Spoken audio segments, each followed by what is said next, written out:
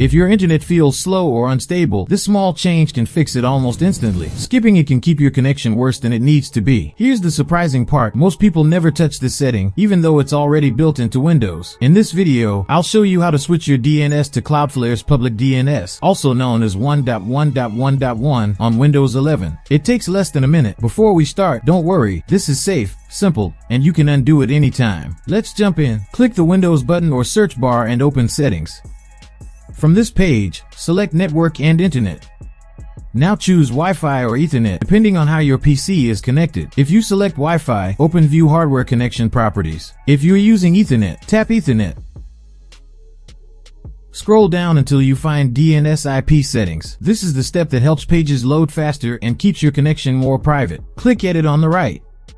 Change the option from automatic to manual. Then turn on IPv4. In the first DNS box, type 1.1.1.1. In the second DNS box, enter 1.0.0.1.